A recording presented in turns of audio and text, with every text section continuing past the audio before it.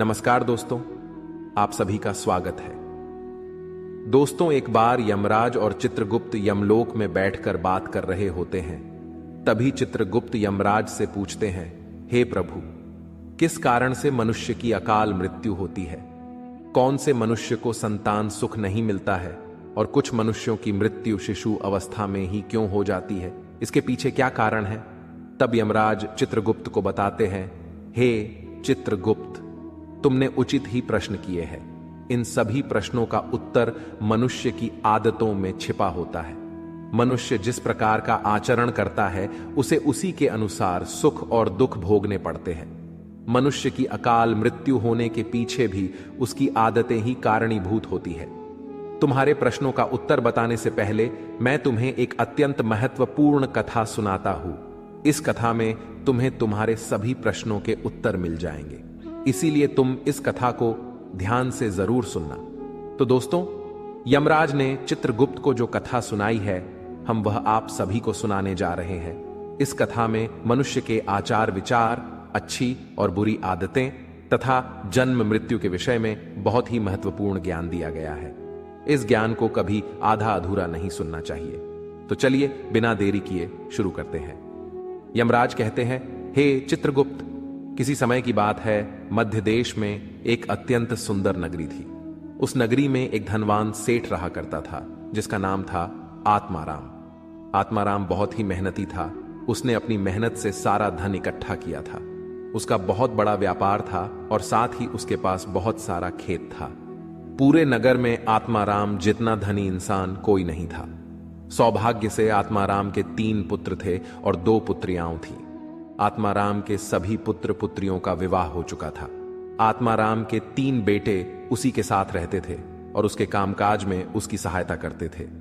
आत्माराम का बड़ा बेटा किशन बहुत ही समझदार और बुद्धिमान था। वह अपने पिता के सारे काम संभालता था। छोटा बेटा गणेश भी खेत देखता था और खेत के सारे काम करता था। और तीसरा सबसे छोटा बेटा पढ़ाई करता था। आत्माराम के दोनों बेटों का विवाह हो चुका था और कुछ समय बाद पढ़ाई खत्म होने पर उसने उसके छोटे बेटे का भी विवाह करा दिया और उसे भी अपने व्यापार में काम पर लगा दिया।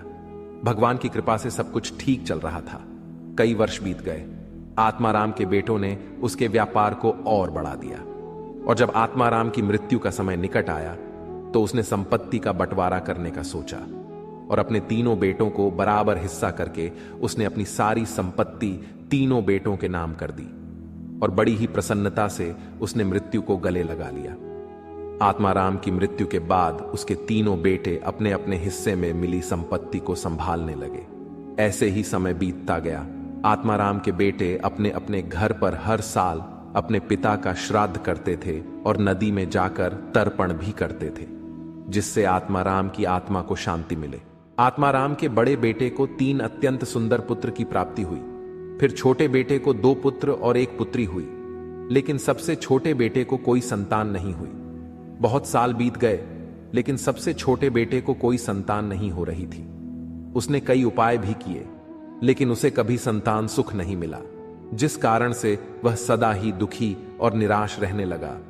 कुछ साल बीतने के बाद आत्माराम के छोटे बेटे की तबीयत अचानक खराब हो गई और वह बीमार रहने लगा। उसने अपनी बीमारी के इलाज में अपने पास की सारी जमा पूंजी खर्च कर दी। वह दूर दूर से वैद्यों को बुलाकर अपना इलाज करवाता था। बीमारी के कारण वह अपने कामकाज पर ध्यान नहीं दे पा रहा था, इसीलिए उसकी परिस्थिति और भी अधिक खराब होने लगी थी।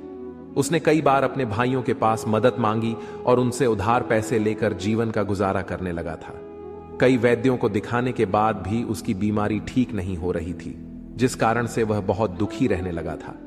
उसके भाई भी अब उसकी मदद करके थक चुके थे, लेकिन अब उन्होंने भी उसकी मदद करना बंद कर दिया, क्योंकि वह अपने बड़े भाइयों से ठीक से बर्ताव नहीं करता था।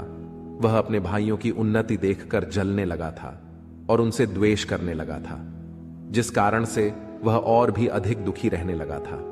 फिर एक दिन अचानक उसकी मृत्यु हो गई और फिर यम के दूत उसे लेने के लिए उसके पास आ गए। यम के दूत उसे घसीटते हुए यमलोक लेकर जाने लगे।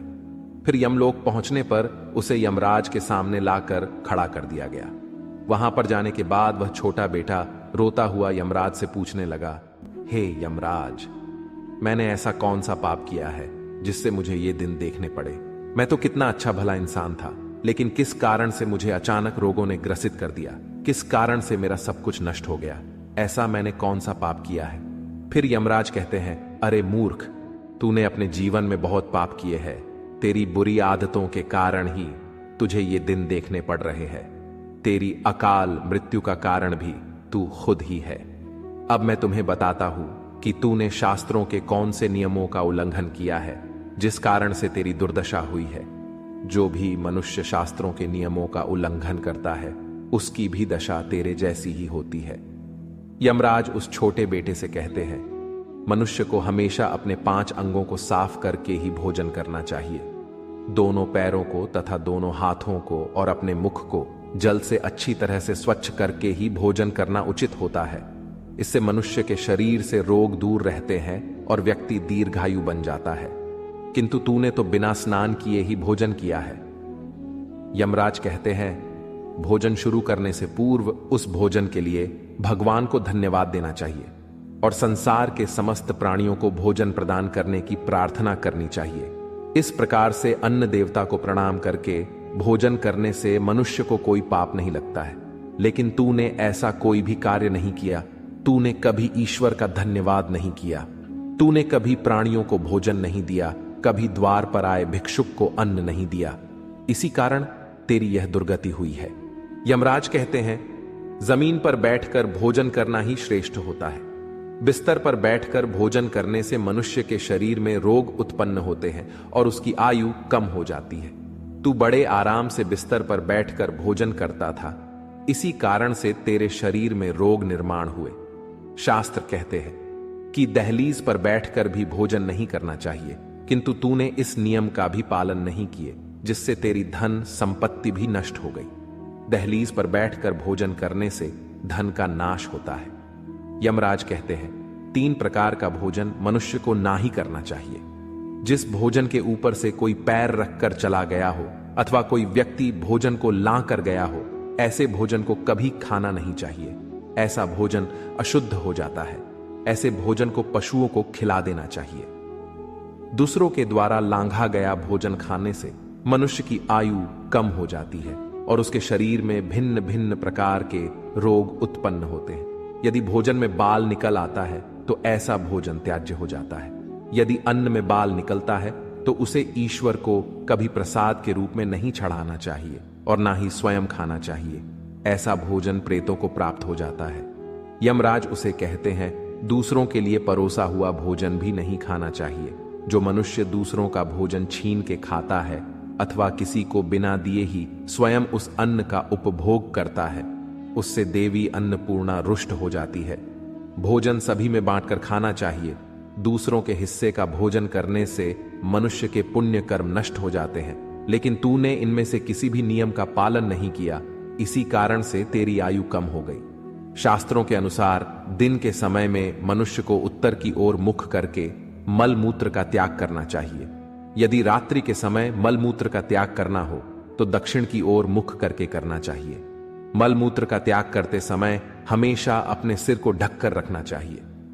किसी भी पेड़ के नीचे, कुएं के पास, नदी के किनारे के पास, गौशाला के पास, देव मंदिर, अग्नि के पास तथा शमशान भूमि के पास कभी मल मूत्र का त्याग नहीं करना चाहिए। शास्त्रों में कहा गया है, खड़े होकर भी मल मूत्र का त्याग नहीं करना चाहिए। इससे शरीर में रोग और विकार निर्माण होते हैं। इसके साथ ही पूरी तरह से निर्वस्त्र होकर भी मल मूत्र का त्याग नहीं करना चाहिए। चलते चलते कभी पेशाब नहीं करना चाहिए। इससे जीवन में दुर्भाग्य आता है। जूते पहनकर, छाता लगाकर भी मल मूत्र का त्याग करना अनुचित माना जाता है। कभी भी किसी स्त्री, गुरु, देवता, मंदिर और पानी की तरफ मुख करके आकाश में ग्रहों को देखते हुए मल मूत्र का त्याग करना अनुचित होता है। रात्रि में चंद्रमा और अग्नि की तरफ देखते हुए भी मल मूत्र का त्याग नहीं करना चाहिए। इससे जीवन में दुख और संकट आते हैं। मल मूत्र का त्याग करने के बाद उस भाग को स्वच्छ करना चाहिए तथा अपने हाथों को भी जल से शुद्ध करना चाहिए। मल मूत्र का त्याग करने के बाद किसी दीवार पर साफ नहीं करना चाहिए। इससे पशु के रूप में जन्म प्राप्त होता है। मल मूत्र का त्याग करने के बाद उसे अच्छे से ढक देना चाहिए और उस पर मिट्टी डालनी चाहिए। ताकि कोई पशु उसे खाए नहीं। यमराज कहते हैं, मनुष्य को कभी निर्वस्त्र होकर स्नान नहीं करना चाहिए, इससे पितृदेव रुष्ट हो जाते हैं। पितृदेव रुष्ट हो जाने पर मनुष्य अपना सब कुछ खो बैठता है, किंतु तूने सदैव ही निर्वस्त्र होकर ही स्नान किया है, जिस कारण से तेरे पितृ भी तुझसे नाराज थे।